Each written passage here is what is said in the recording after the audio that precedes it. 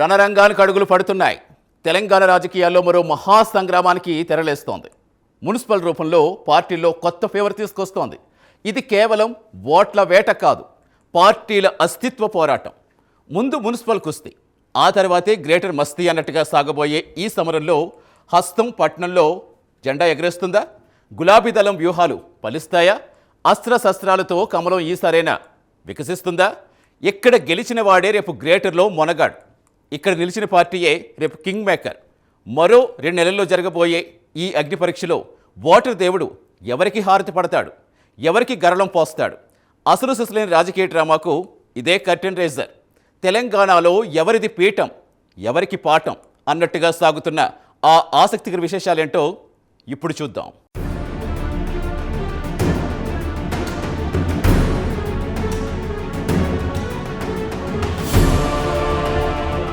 తెలంగాణ రాజకీయాల్లో మరోసారి రణభేరి మోగబోతోంది. స్థానిక సంస్థల ఎన్నికలు మరిచిపోకముందే రాష్ట్రం మరో విడత ప్రతిష్టాత్మక పోరుకు సిద్ధమవుతోంది. అయితే ఈసారి యుద్ధం 2 దశల్లో జరగనుంది. ముందుగా రాష్ట్ర వ్యాప్తంగా ఉన్న పట్టణాల్లో పట్టు నిరూపించుకునే పరీక్ష, ఆ తర్వాత రాజధాని గెడ్డపై అసలు సిసలైన గ్రేటర్ యుద్ధం. రాష్ట్ర ఎన్నికల సంఘం ఇప్పటికే 117 మున్సిపాలిటీలు, 6 నగరపాలక సంస్థలకు సంబంధించిన ఓటర్ల జాబితా ప్రక్రియను పూర్తి చేసింది. అంటే మొదటి దశలో జిల్లాలోని పట్టణ ఓటరు నాడి బయటపడబోతోంది.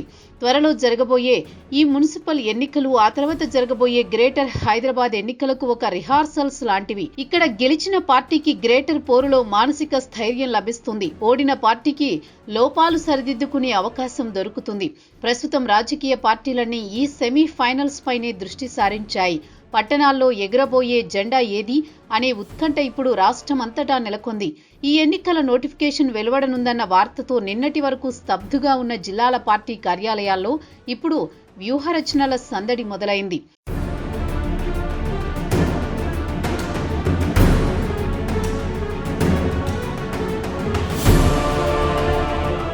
గ్రామీణ ప్రాంతాల్లో ఇప్పటికే తన సత్తా చాటిన అధికార కాంగ్రెస్ పార్టీ ఇప్పుడు పట్టణ ఓటర్లను ప్రసన్నం చేసుకోవడానికి సరికొత్త వ్యూహాలతో ముందుకొస్తోంది. మున్సిపాలిటీలను క్లీన్ స్వీప్ చేస్తేనే గ్రేటర్ పీఠం దక్కుతుంది అన్నది హస్తం పార్టీ అంచనా. అందుకే ముందుగా ఈ 117 మున్సిపాలిటీలు, 6 కార్పొరేషన్లపై కాంగ్రెస్ అధిష్టానం ప్రత్యేక దృష్టి సారించింది. పల్లె ప్రజలు కట్టబెట్టిన అధికారాన్ని పట్టణ సిమెంటు రోడ్ల మీద కూడా పదిలం చేసుకోవాలని చూస్తోంది. ముఖ్యంగా జిల్లాలోని పట్టణ ప్రాంత మధ్యతరగతి ప్రజలు, యువత, ఉద్యోగ వర్గాలను ఆకట్టుకోవడానికి ప్రభుత్వం తీసుకుంటున్న చర్యలను ప్రచారాస్త్రాలుగా మలుచుకుంటోంది. ఈ మున్సిపల్ ఎన్నికల్లో ఘన విజయం సాధిస్తే ఆ ఊపుతో హైదరాబాద్ ఓటర్లను ఆకట్టుకోవచ్చని, తద్వారా రాబోయే జీహెచ్ఎంసీ ఎన్నికల్లో బీఆర్ఎస్ ఆధిపత్యానికి గండి కొట్టవచ్చని కాంగ్రెస్ భావిస్తోంది. జిల్లాల్లో అభివృద్ధి మంత్రం జపిస్తూ సంక్షేమ పథకాలను పట్టణ పేదలకు చేరువ చేయడం ద్వారా విపక్షాల ఓటు బ్యాంకును కొల్లగొట్టాలన్నది వారి ప్లాన్.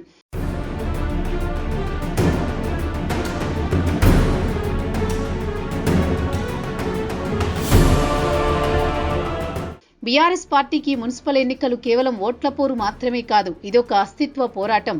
ముందు జిల్లాల్లోని మా పట్టణ ఓటు బ్యాంకును కాపాడుకుంటేనే రేపు హైదరాబాద్లో తలెత్తుకు తిరగగలం అనే విషయం గులాబీ బాస్కు బాగా తెలుసు. మొన్నటి లోకల్ బాడీ ఎలక్షన్స్లో పర్వాలేదు అన్నట్టుగా రిజల్ట్స్ వచ్చాయే కానీ దెబ్బతిన్న ఆ పార్టీకి పట్టణ ప్రాంతాలే ఇంకా ఆక్సిజన్ అందిస్తున్నాయి. జరగబోయే ఎన్నికల్లో గనుక బీఆర్ఎస్ తన పట్టును నిలబెట్టుకుంటే అది పార్టీ క్యాడర్లో కొత్త జోష్ నింపుతుంది. అదే జోష్తో జీహెచ్ఎంసీ ఎన్నికలకు వెళ్లొచ్చు. అందుకే 2 ఏళ్లలో అధికార కాంగ్రెస్ వైఫల్యాలను ఎండగట్టడం, తమ హయాంలో సాగిన అభివృద్ధిని, మౌలిక సదుపాయాలను చూపించడమే ఇప్పుడు కేసీఆర్ సేనకు మిగిలింది.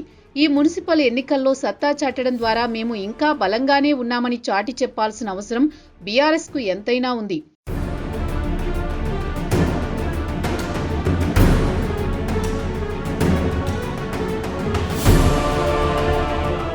ఇటీవల వరుస ఎన్నికల్లో ఆశించిన ఫలితాలు రాక డీలా పడ్డ కమల దళానికి ఈ మున్సిపల్ ఎన్నికలు ఒక ఆశా కిరణం.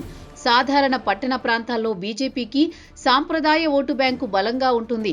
విద్యావంతులు, వ్యాపార వర్గాలు బీజేపీ వైపు మొగ్గు చూపుతారన్నది అంచనా. ముందు చిన్న పట్టణాల్లో జెండా పాతాలి, ఆ తర్వాత గ్రేటర్ హైదరాబాద్పై పంజా విసిరాలి అన్నది బీజేపీ ప్లాన్. అయితే క్షేత్రస్థాయిలో అభ్యర్థుల కొరత, సమన్వయ లోపం ఆ పార్టీని వెంటాడుతున్నాయి. కేంద్ర ప్రభుత్వ పథకాలను మోదీ చరిష్మాను నమ్ముకుని బీజేపీ బరిలోకి దిగుతోంది. కాంగ్రెస్ బీఆర్ఎస్ల వైఫల్యాలను ఎండగడుతూ పట్టణ ఓటర్లకు తామే ప్రత్యామ్నాయమని చెప్పుకోవడానికి ప్రయత్నిస్తోంది. ముఖ్యంగా నిజామాబాద్, కరీంనగర్ వంటి ఉత్తర తెలంగాణ జిల్లాల్లోని మున్సిపాలిటీలపై బీజేపీ గట్టి ఆశలే పెట్టుకుంది.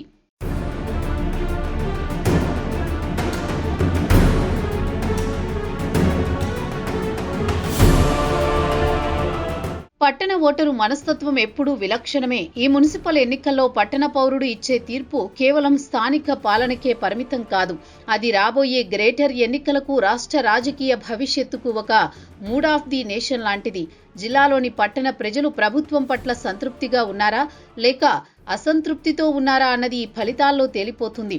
రోడ్లు, మంచినీళ్లు, డ్రైనేజీ వంటి స్థానిక సమస్యలే ఇక్కడ ప్రధాన ఎజెండా అయినప్పటికీ రాష్ట్ర స్థాయి రాజకీయ పరిణామాలు కూడా ఓటరును ప్రభావితం చేస్తాయి.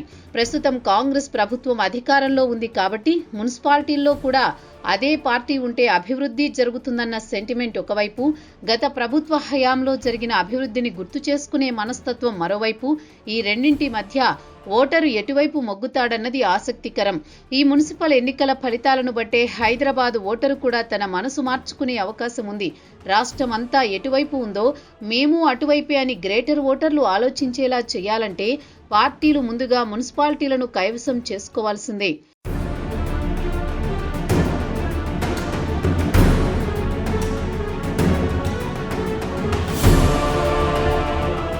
రాష్ట్ర ఎన్నికల సంఘం ఈసారి మున్సిపల్ ఎన్నికల నిర్వహణను అత్యంత ప్రతిష్టాత్మకంగా తీసుకుంది.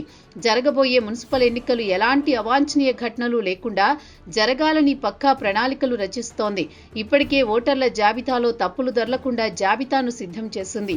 ఈ ఎన్నికల నిర్వహణలో వచ్చే అనుభవాలే ఆ తర్వాత జరగబోయే భారీ గ్రేటర్ హైదరాబాద్ ఎన్నికలకు అధికారులకు పాఠాలుగా మారుతాయి. ఇక్కడ ఎంత సమర్థవంతంగా ఎన్నికలు నిర్వహిస్తే రాబోయే జీహెచ్ఎంసీ ఎన్నికల్లో అంతటి నమ్మకం కలుగుతుంది.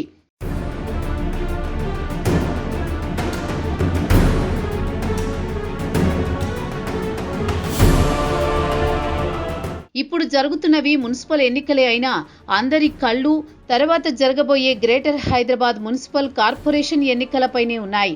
అంటే మున్సిపల్ ఎన్నికలు జీహెచ్ఎంసీకి ఒక కర్టెన్ రైజర్ లాంటివి. హైదరాబాద్ శివారు మున్సిపాలిటీల్లో వచ్చే ఫలితాలు కోర్ సిటీ ఓటర్ల నాడిని పట్టిస్తాయి. కాంగ్రెస్ కు ఇక్కడ గతంలో పట్టు లేదు, కానీ ఇప్పుడు జిల్లాల్లో స్వీప్ చేసి ఆ ఊపుతో హైదరాబాద్లో అడుగు పెట్టాలని చూస్తోంది. అందుకు తగ్గట్టుగానే ఎంఐఎం అండా ఆ పార్టీకి ప్లస్ కానుంది. బీఆర్ఎస్ కు హైదరాబాద్ కంచు కోట. ఆ కోటను కాపాడుకోవాలంటే ముందుగా చుట్టుపక్కల ఉన్న మున్సిపాలిటీల్లో సత్తా చాటాలి. ఇక బీజేపీకి గ్రేటర్ పై భారీ ఆశలు ఉన్నాయి, కానీ ఆ ఆశలు నిలబడాలంటే ముందుగా ఈ మున్సిపల్ ఎన్నికల్లో తమ బలాన్ని నిరూపించుకోవాలి. మొత్తం మీద ఈ మున్సిపల్ ఎన్నికలు కేవలం ట్రైలర్ మాత్రమే.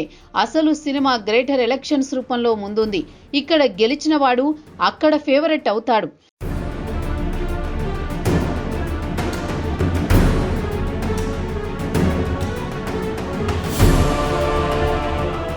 మున్సిపల్ ఎన్నికల ఫలితాలు అంటే కేవలం పట్టణ పాలనకే పరిమితం కావు. ఇవి రాబోయే మండల పరిషత్, జిల్లా పరిషత్ ఎన్నికలకు కూడా ఒక రూట్ మ్యాప్ ను గీస్తాయి.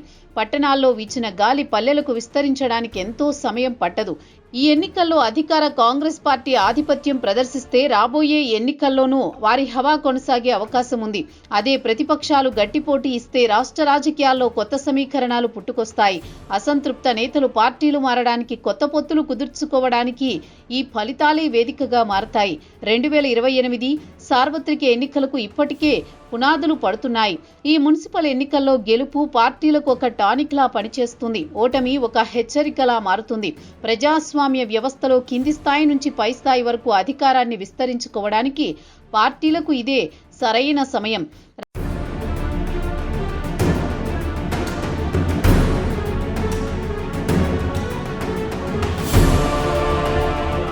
రాజకీయాలు మారుతున్నాయి, కాలం మారుతోంది, కానీ ఓటరు చేతిలోని బ్యాలెట్ పేపర్ విలువ మాత్రం మారదు. పట్టణ ప్రగతిని కాంక్షించే ఓటరు తీర్పు కోసం రాష్ట్రం ఎదురు చూస్తోంది. ప్రచారాల హోరు, వాగ్దానాల జోరు ముగిసిన తర్వాత పోలింగ్ బూత్లోని ఏకాంతంలో ఓటరు వేసే ఆ ఒక్క ముద్ర నాయకుల తలరాతలను మారుస్తుంది.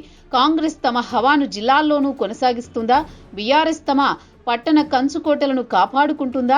బీజేపీ అనూహ్యమైన శక్తిగా ఎదుగుతుందా? ఈ ప్రశ్నలకు సమాధానం కాలమే చెబుతుంది. అప్పటి వరకు ఈ ఉత్కంఠను ఆస్వాదిద్దాం. ముందు మున్సిపల్ డ్రామా, ఆ తర్వాతే గ్రేటర్ సినిమా.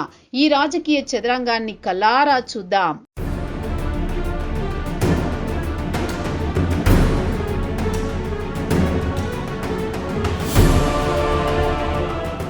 రాజకీయ చదరంగంలో పావులు కదలొచ్చు, కానీ అంతిమంగా గెలవాల్సింది ప్రజాస్వామ్యమే. గుర్తు ఏదైనా గమ్యం మాత్రం అభివృద్ధే కావాలి. మున్సిపల్ నుంచి గ్రేటర్ వరకు సాగే ఈ ప్రయాణంలో నేతలు వేస్తే ఎత్తుగడలు ఫలించవచ్చు, వికటించవచ్చు. కానీ ఓటరు వేస్తే ముద్ర మాత్రం 5 ఏళ్ల భవిష్యత్తును నిర్ణయిస్తుంది. ఎందుకంటే కుర్చీలాటలో కాలు జారితే అధికారం మాత్రమే పోతుంది. కానీ ఓటు వేయటంలో చేయి జారితే మన తలరాతే మారిపోతుంది. గెలుపు గుర్రం ఎక్కిన చివరకు దిగాల్సింది ప్రజల గుమ్మం ముందే అని రాజకీయ పక్షాలు గుర్తుంచుకోవాలి. చూద్దాం, పురపాలక గ్రేటర్లో వెలువడే ఆ ప్రజా తీర్పు ఎవరికి పట్టం కడుతుందో, మరెవరికి గుణపాఠం చెబుతుందో.